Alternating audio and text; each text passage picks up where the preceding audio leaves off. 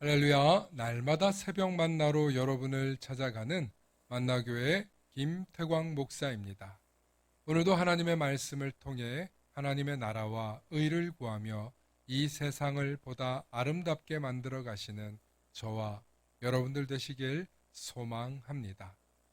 오늘 우리에게 주시는 말씀은 전도서 9장 1절로부터 2절의 말씀입니다. 이 모든 것을 내가 마음에 두고 이 모든 것을 살펴본즉 의인들이나 지혜자들이나 그들의 행위나 모두 다 하나님의 손 안에 있으니 사랑을 받을는지 미움을 받을는지 사람이 알지 못하는 것은 모두 그들의 미래의 일들임이니라. 모든 사람에게 임하는 그 모든 것이 일반이라.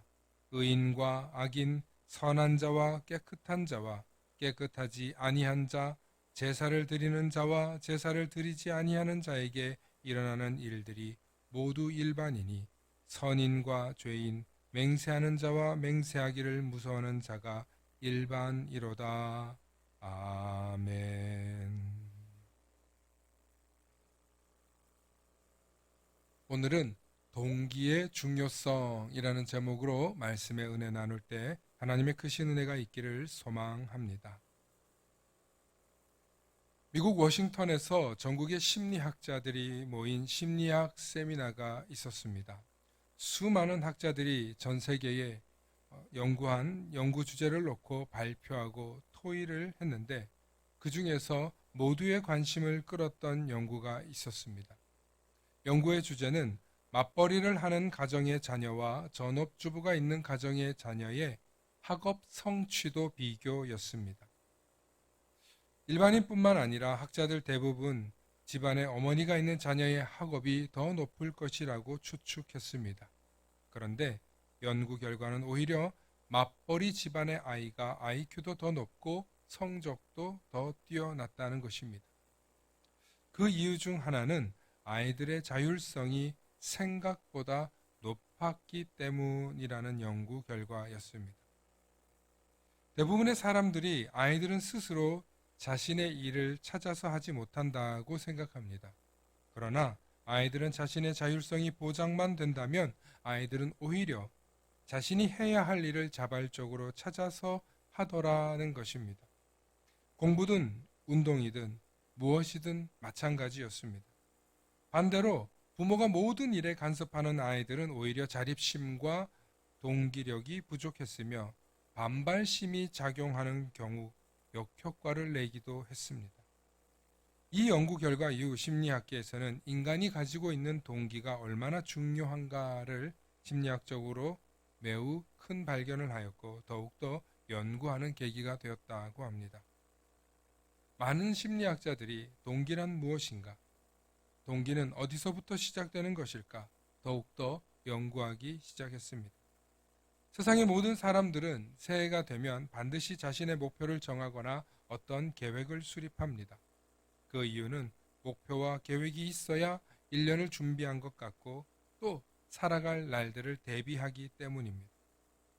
많은 사람들은 목표가 있습니다. 하지만 그 목표를 설정하고 이루기까지 마음속에서 어떤 동기로부터 시작된 것인지 아는 것은 훨씬 더 어려운 주제일 것입니다. 하지만 성경은 그 비밀을 이미 알고 있습니다. 성경 가운데 전도서를 통해 솔로몬은 이 모든 동기는 인간의 욕심이요 인간의 우매함이라고 설명합니다. 허망한 것을 쫓는 인간의 죄성과 어리석음에 대해서 말하고 있는 것이죠. 왜냐하면 모든 것이 하나님의 손 안에 있음을 깨닫지 못하기 때문에 인간은 탐욕을 부리고 우매하고 어리석은 짓을 한다는 것입니다.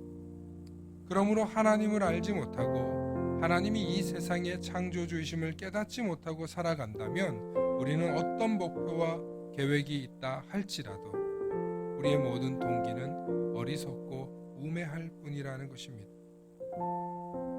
사람이 살아가는데 동기부여는 매우 중요한 마음의 힘입니다. 마음의 원동력입니다. 하지만 그 마음의 원동력을 움직이게 하시고 그 원동력이 참된 의미를 부여해 주시는 분 역시 하나님이십니다. 그러므로 하나님에 대해서 모르고 살아가는 인생들은 아무리 좋은 동기가 있다 한들 어리석은 결과를 가지고 갈 뿐이라는 것입니다. 우리 시대의 최고의 지성이라고 불렸던 이어령 전 장관은 대한민국이 낳은 석학이요 지성사라 불릴 정도로 대단한 지식인이요 학자셨습니다. 세계적으로 알려진 지식이기도 했습니다. 그런데 그는 젊은 시절 무신론자였고 하나님이 없는 이유에 대해서 몇 시간 동안 지식인들과 논리적으로 반박할 수 있을 정도로 대단한 지적 싸움을 했던 지성인이었습니다. 한때는 그가 하나님이 없다고 말한 그 주제를 수많은 무신론자들이 인용하기까지 했던 인물이었다는 것이죠. 하지만 그의 나이 60이 훌쩍 넘은 뒤 자신의 삶에 불어닥친 고난과 설명할 수 없는 재난들을 경험하면서 인간의 지혜와 지식이 얼마나 어리석고 무능한 것인지 깨닫고 난 뒤 결국 하나님 앞에 엎드리는 놀라운 사건이 발생했습니다. 수십 년이 지난 뒤에 자신의 과오를 반성하고 회개까지 하고 말았습니다.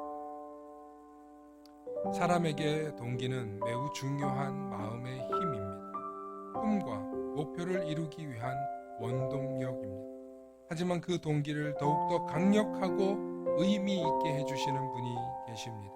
바로 그분이 하나님이십니다. 우리는 모두 하나님의 손 안에 있습니다. 창조주이신 하나님께서 어제와 오늘 그리고 내일의 모든 시간까지 주관하고 계십니다. 그 시간 속에서 우리에게 주시는 하나님의 명령과 하나님의 뜻이 우리의 동기가 된다면 우리는 하나님의 뜻과 의를 이루며 이 세상에서 어리석고 우매한 결과나 결정이 아니라 소멸하고 사라지는 무의미한 것이 아니라 영원하고 영원히 사라지지 않는 영원한 의미를 가진 하나님께 속하는 것을 가지게 될 것입니다. 그러므로 하나님께서 주시는 동기부여가 무엇인지 기억하고 또 그 동기부여가 없다면 하나님께서 주신 동기부여를 발견하게 해달라고 기도하시고 하나님이 주시는 그 마음의 원동력과 힘을 가지고 여러분들의 꿈과 목표를 이루실 수 있기를 소망합니다. 오늘도 하나님께서 우리 모두에게 각자 주시는 동기부여를 갖고 이 하루도 승리하시기를 축원합니다. 샬롬.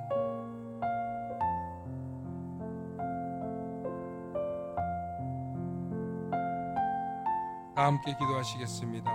사랑과 은혜가 충만하신 아버지 하나님 참으로 감사합니다.